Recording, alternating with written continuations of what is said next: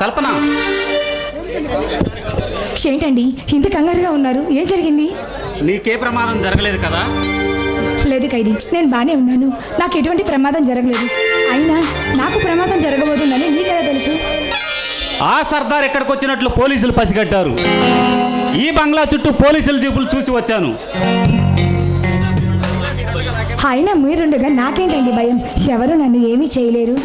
ఆ దుర్మార్గుడిని ప్రాణాలతో వదలడం దేశానికే ప్రమాదం.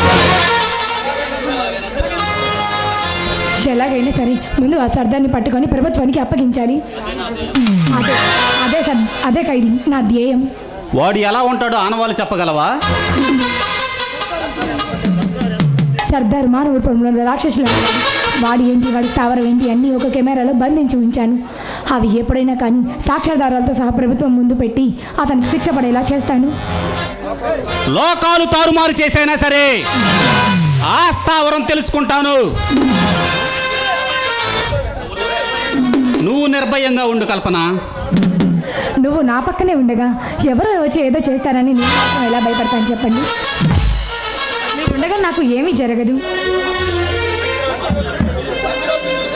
మంచి రోజు చూసి ధర్మదేవత సాక్షిగా నీ మెడలో 3 ముళ్ళు వేయాలని, నీతో 7 అడుగులు నడిచి నా అర్ధాంగిగా స్వీకరించాలనే తరుణంలో ఆ సర్దార్ రహస్య స్థావరం తెలుసుకోవాలనిపిస్తుంది.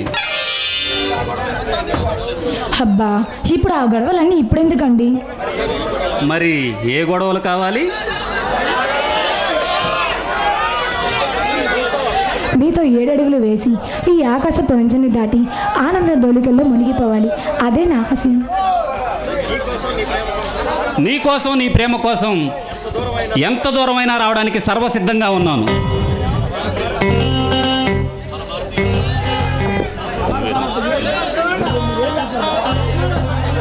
మన భారతీయులు పూర్వీకులు మనలాంటి ప్రేక్షకులందరూ కలిసి ప్రేమికుల కోసం ముందే చెప్పారండి, పెళ్లి కాకుండా ఏది హద్దు దాటకూడదు అని.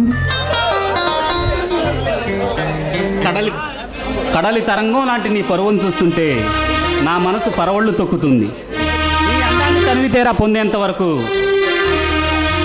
నీ కౌగిలిలో కరిగిపోతాను. మన పెళ్ళయ్యేంత వరకు మన ఇద్దరం కాస్త దూరంగా ఉండడం చాలా మంచిది అనుకుంటాను.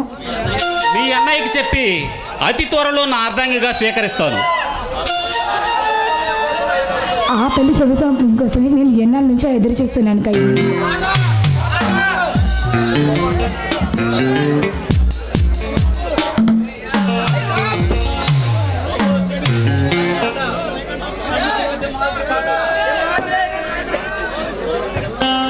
సాంగ్స్